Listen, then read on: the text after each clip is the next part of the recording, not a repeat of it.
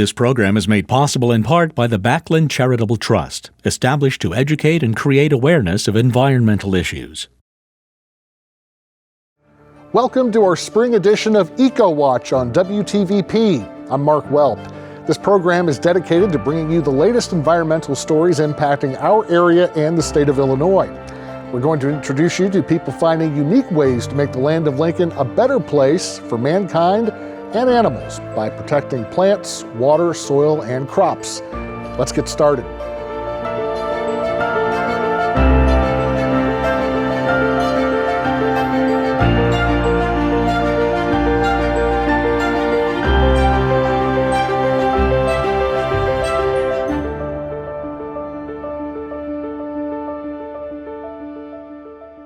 On our spring show, we'll show you how Illinois farmers are helping make the skies cleaner by contributing to alternative jet fuel. Plus, we'll show you how floodals are key to area wetlands preservation, and we'll get you prepared for the cicada invasion.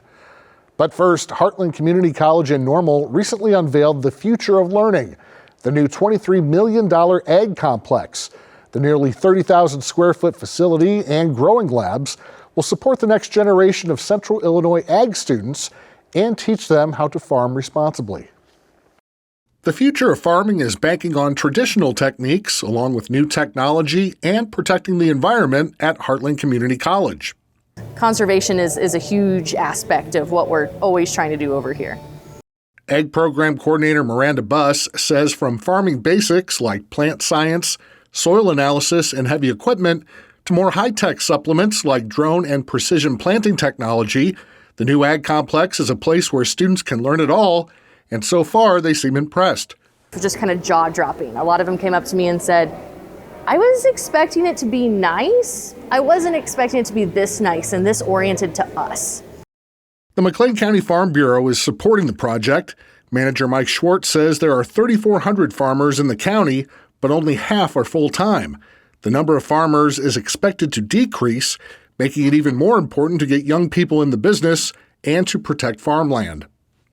Farmers have always been the initial conservationists. They've been there because the soil health, its productivity is their livelihood. So if they don't care for it, it becomes depleted, and therefore their crops continue to decrease in the quality and they don't receive the profitability that they hope for.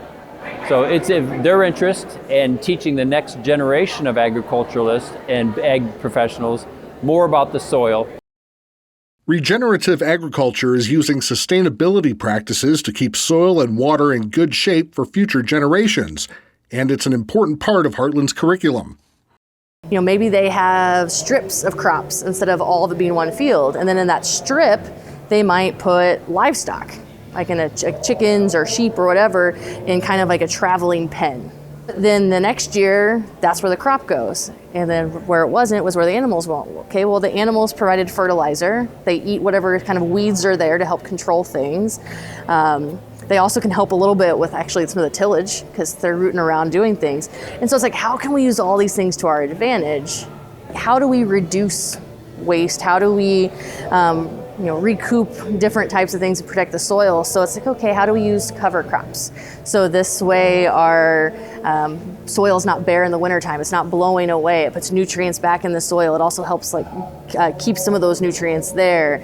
We're learning about buffer strips, or when is the right time to apply a herbicide, or is there a better way of doing it? Is the past always the right way? Maybe not. Maybe it's some new technology. That new technology is what precision agriculture is all about. We're learning a lot about sensors and drones. How can we use drones for scouting fields? How do we make prescription maps so we can have less fertilizer? So not only for a cost part, but for environmental reasons, right? We don't want to have extra nutrients in the water. That's never a goal.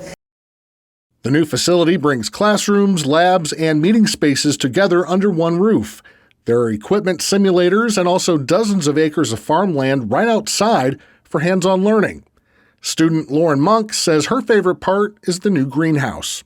There's 3 different sections and you can climate control each section and keep different crops and plants in each different one depending on what they need. Heartland offers degree programs including Associate in Science, Associate in Arts, Associate in Applied Science, as well as certifications in agriculture business, agronomy, precision agriculture, regenerative agriculture, and cannabis cultivation. SAF, those initials stand for Sustainable Aviation Fuel. The alternative fuel is made from non-petroleum feedstocks, the largest being corn. Think of it as ethanol for airplanes. And that could be good news for Illinois corn growers as they fly into the future. In 2021, the Biden administration introduced the SAF, or SAF, Grand Challenge with a goal of putting the aviation sector on a path to full decarbonization and 100% SAF usage by 2050. The International Air Transport Association, representing 320 airlines, is on board, but right now there isn't enough SAF production and it's more expensive than jet fuel. However, SAF is the direction biomass producers and the aviation industry are headed towards. One of those big trends that is going on is this idea of reducing carbon intensity in our fuels. And in so doing, you can create new fuels, new opportunities, one being sustainable aviation fuel or other types of fuels that can access certain markets like a low carbon fuel standard or other places around the world. Brad Stotler with the Illinois Corn Growers Association says farmers growing biomass crops for SAF production can help themselves and the environment. There are a lot of exciting things in this space, trying to reduce carbon intensity out of our transportation fuels, trying to promote on-farm practices that are reducing the carbon intensity of the way they grow their products as well, whether it's cover cropping, nutrient management, strip till. There's a lot of new things that are happening in that space that are positive for the environment and positive for growers as well. In 2023, Governor Pritzker signed a bill creating a $1.50 per gallon SAF tax credit to support the supply and use of SAF in Illinois. Recently, the governor spoke at the Sustainable Aviation Fuel Conference. He says the state is ready and able to embrace SAF production. We have everything that people are looking for as you're building this industry. Illinois is home to a skilled biofuels workforce with 69,000 people employed in advanced biofuel manufacturing occupations, and that's only set to increase from here. From production and refining to retail, everything you need is here. We are the nation's #1 producer of soybeans, #2 producer of corn. We're responsible for 90% of the U.S. oilseed production, which leaves us with a wealth of feedstock supply. With the government's push for electric cars, the need for ethanol could diminish. But some biomass producers believe the growing demand for SAF could offset that. With other corn-producing states jumping on the SAF initiative, Illinois farmers will have competition for the next big corn product.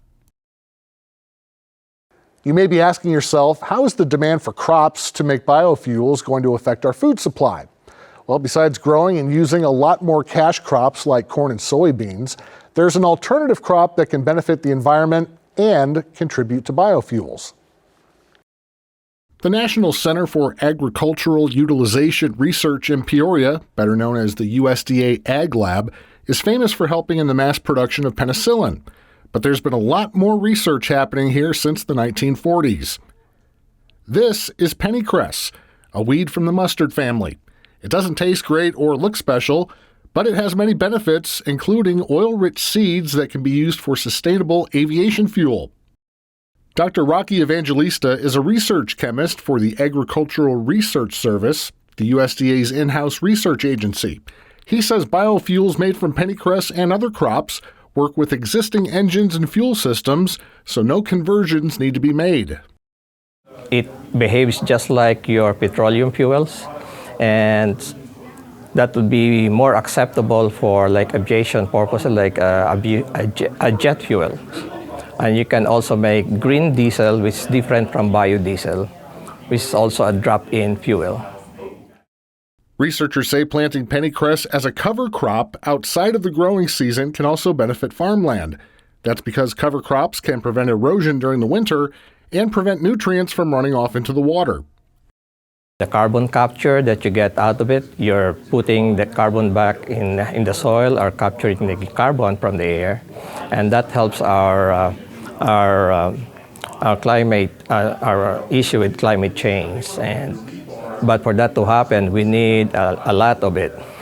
It's not just a few acres here and a few acres there. It has to happen like in a big scale. Locally, the USDA, Western Illinois University, and Illinois State University are working to optimize off-season pennycress oilseed production. There are other plants that could be used for cover crop/biofuel, but for the Midwest, pennycress has a high tolerance for cold weather and has a short life cycle. While researchers and farmers learn the best ways to grow and utilize pennycress, there are engines in all types of machines and vehicles ready for the biomass fuel.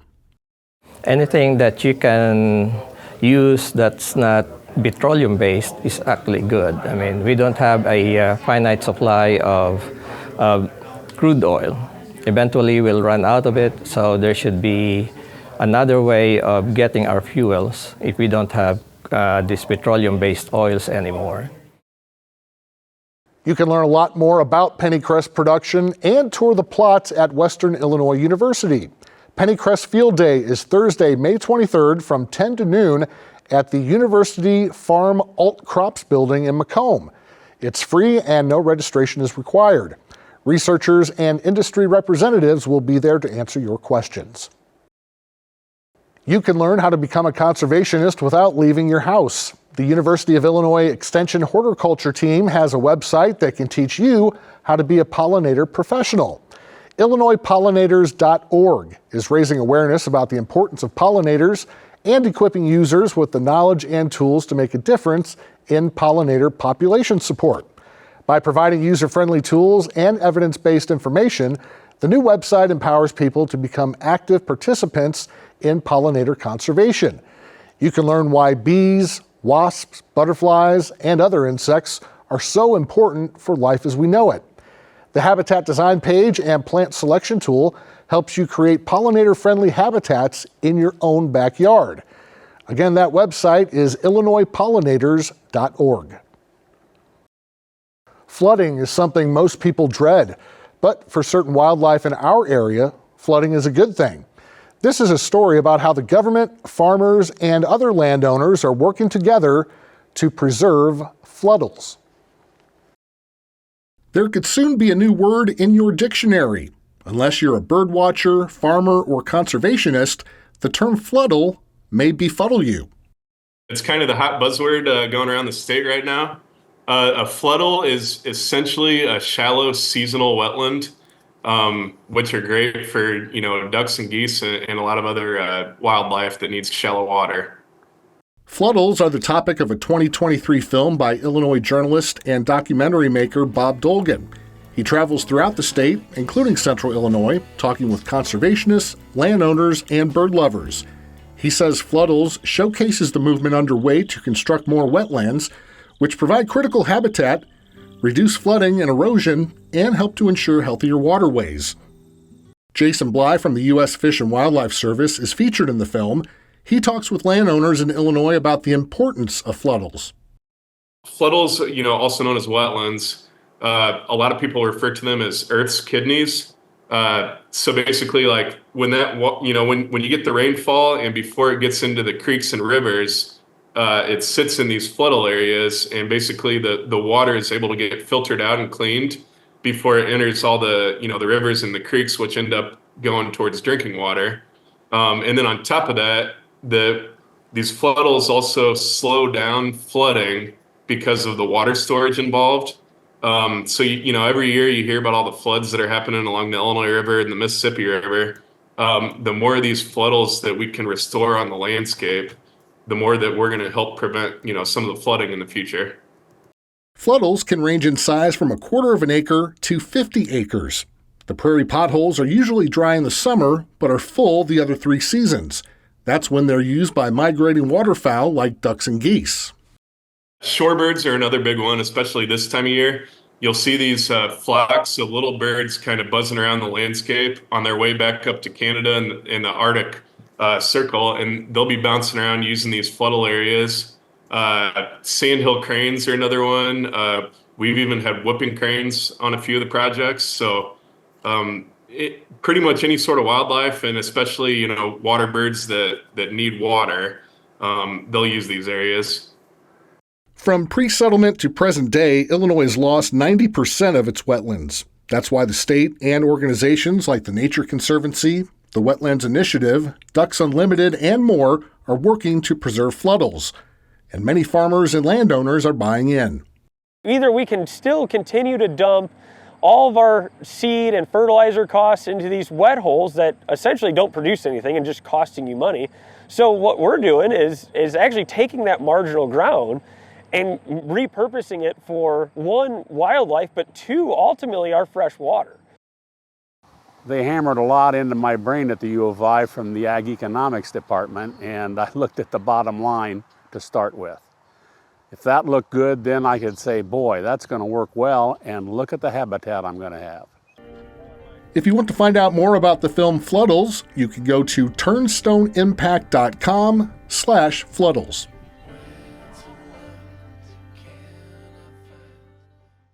We want to keep you updated on what our state politicians are doing to help protect the environment. I recently talked with State Senator Dave Kaler about 2 bills that he would like to see become law. Senator, tell us a little bit about your bill that would require certain businesses to develop a recycling program. Well, we've got a bill which is going to require businesses to recycle batteries. You know, we're talking about batteries that you use in your toys or your flashlight or whatever. So household batteries really have valuable materials in them, so we shouldn't be throwing them just away. Plus, they can also catch on fire, and if they're not stored right, they can be a hazard. So this bill really requires the manufacturer of the batteries to be able to put together a program and to pay for it that would really promote recycling. And so there's some timelines, and I think the first one is July of 26, where it's going to be illegal for anybody to knowingly throw a battery in the garbage.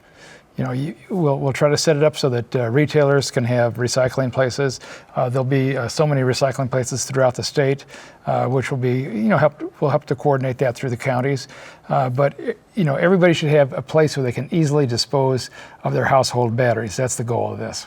And I guess it's a big matter of, too, getting people to get into that mindset that, oh yeah, we can't just toss them in the garbage. We need to take them to a certain spot. You'd think we'd know by now, because my kids, now my grandkids, are all saying, Grandpa, you got to recycle. Well, I know I have to recycle, and so we need to make it so that it's on the mind of everybody, that it's easy. A personal story. A couple of years ago, I would save my batteries just in a plastic bag, and I'd take them, to a local store where I bought the batteries and deposit them. Well, all of a sudden I went back and they didn't have this anymore, and I said, "What's going on?" They said, "Well, we just recycled bigger batteries or whatever for their garden equipment and that." Well, that's kind of an inconvenience. So what do I do with it? I throw them away. We can't do that anymore. These kind of materials that are used in batteries are valuable. We can recycle those. We can reuse those. Everything we have that we can recycle, we should recycle. Okay. Another big bill, this one, you might have a little tougher time getting through to your fellow colleagues. This is a bill to reduce carbon emissions in Illinois. Tell us about that. Right. Yeah, really that's the goal right there, is we have to reduce carbon emissions in our atmosphere. It's called the Low Carbon Fuel Standard. We call it the Clean Transportation Standard. And basically it sets up a mechanism by which we can reward people that do the right kind of things. So if you're involved in some sustainable activity, say you're a farmer and you're producing feedstock that goes into sustainable aviation fuel or renewable diesel, and you do something that is basically good for the environment and helps to lower the carbon score. The key there is carbon intensity. Your CI score is everything. It means that you're lowering your carbon releases into the atmosphere, and you'll get a credit for that. Now, the folks that have to pay for the credits is the fossil fuel industry and those that are polluting. But we're trying to set this system up in a way that is an economic framework that rewards people for the right kind of behavior. I think this will be a big boost for agriculture. We've tried to gear this around agriculture, but it's not just in terms of SAF, which is sustainable aviation fuel, or renewable diesel. It's also electrification. Rivian is very much behind this bill. So anything that we can do as a society to help lower our carbon intensity in the atmosphere, the better it's going to be. And all you have to do is watch the weather report. to see what has happened because of too much carbon in the atmosphere. We've created, climate change, and we've got to begin to reverse that. Who besides the oil and gas industry folks do you think would be against this? What are their arguments? Well, there's an argument, and we went to committee with this. There's an argument from the trucking industry that says we're going to raise the price of gasoline because the fossil fuel industry has to pay for it. The studies we have seen out of California and out of the states that do this, there's a lot of reasons why gas prices may go up. This is the least of them. So it's really not true. I mean, it's kind of a scare tactic to try to get people off track. This has got to be something we do for the environment, and it's something we do for our economy. What we're saying in the bill too is that this has to be a U.S.-based feedstock. So if we're using soybeans or corn or whatever to make sustainable fuels, renewable plant-based fuels, then we shouldn't be importing that from Brazil or from other places. We should do that right here. Illinois leads the nation in terms of corn and soybeans. And a lot of that's for food production. We understand that. But the big change is going to be sustainable aviation fuel, because the airline industry knows that they have a certain amount of time where they have to begin to convert air travel in the United States to be in compliance with our carbon goals in the atmosphere. Mm-hmm. People say, well, airplanes may go electric. They may go electric, probably not in my lifetime, but we need to make steps. We're in a transition period right now, and so let's do everything we can to help reduce the carbon impact of our atmosphere. Earlier in the show, we had a story on sustainable aviation fuel and how that could technically be a big boom for Illinois farmers, and that's the way the industry is going. I know Southwest Airlines has already purchased a plant to work on these issues. Talking a little bit about the states that have implemented a bill like this, California, Oregon, Washington, have you seen any kind of results from them that make you think it'll work right here? It does work. It does work. I'll tell you a story that really I thought was pretty significant, because plant-based fuels are a lot less polluting in terms of what they produce. There's a commuter airline or commuter railroad in Los Angeles that is converted completely to renewable diesel.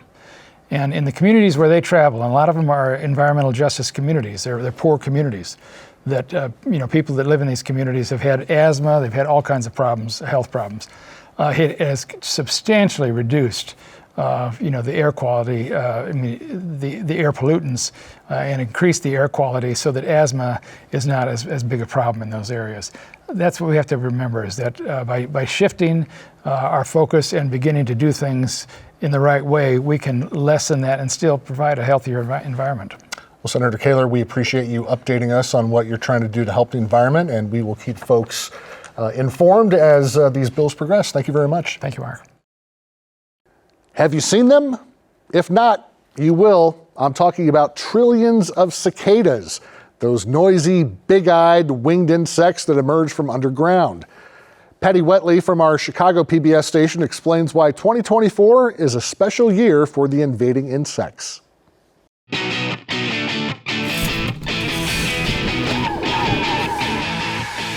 It's time to stock up on earplugs, folks, because things are about to get loud. In case you hadn't heard, the cicadas are coming. We said the cicadas are coming! Now, maybe you're wondering, what's the big deal? We get cicadas every year. It's true that annual cicadas, also known as dog days cicadas, turn up every July or August just to remind us that summer's almost over. But there's another kind of cicada called periodical cicadas. They're more like reclusive rock stars. They disappear underground for years, living off of tree roots, and then emerge topside to loads of media hype. They even have the bloodshot eyes to complete the look.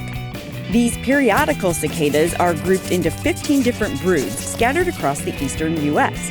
Each brood has a different alarm clock of sorts set on either a 13-year or 17-year cycle. When the alarm goes off, the entire brood busts out of hiding so they can hurry up and mate and die. So what's the buzz in 2024? This spring, 2 different broods in Illinois are getting their wake-up call at the same time. A 13-year brood in southern Illinois and a 17-year brood in northern Illinois will make their first joint appearance in more than 200 years. The last time this happened, Illinois wasn't even a state. Before you picture skies darkened with trillions of insects, don't worry. The broods don't really overlap geographically, and places where the ground has been disturbed a lot over the years, like Chicago, will miss out on most of the fun. And by fun, we mean lawns and trees blanketed with cicadas screaming at the tops of their lungs. Actually, all that noise comes from male cicadas doing a serious core workout. They have a special body part that they vibrate by contracting tiny muscles hundreds of times a second. Then they use their abdomen like an amp, cranking up the sound to lawnmower levels on the decibel chart. Believe it or not, this ear-splitting racket is the fella's mating song, and lady cicadas dig it. One thing leads to another, and the next thing you know, a new generation of baby cicadas hatches, burrows underground, and the whole cycle starts all over again. See you in 2041.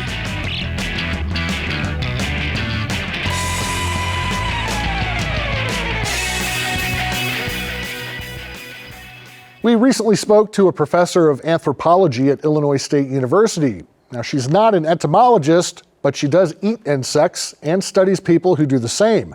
She says there are more than 2,000 different species that are edible and some 2 billion people around the world that regularly consume insects. Here's what she has to say about those cicadas. When you see cicadas, your first thought may be to run or get the pesticide. But when you get past their looks, cicadas are pretty harmless and actually very nutritious. They're packed with protein, plus they're low fat, low carb, and gluten-free. Don't kill the cicadas. Enjoy them and try to appreciate this great, wonderful mystery that's going to unfold right before our eyes. And if you have a friend who wants to try some, I would suggest getting the young ones, or maybe taking off the wings and the legs, and then treat it like you would any other raw meat. Keep it refrigerated, cook it well, and try it.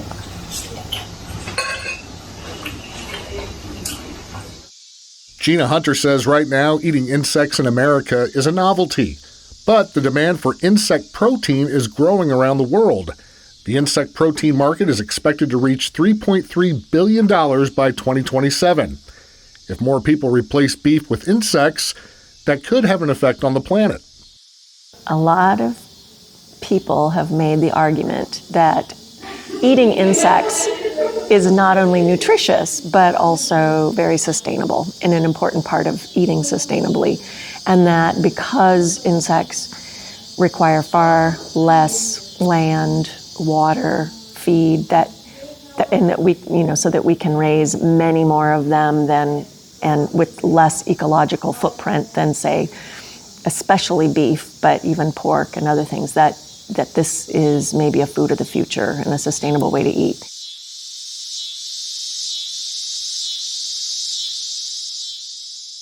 Now, if you're allergic to shrimp or lobster, you should not eat cicadas because they are related to the same family. Thanks for joining us for this episode of EcoWatch. If you'd like to watch again or share with a friend, just look for us at WTVP.org. I'm Mark Welp. See you again soon.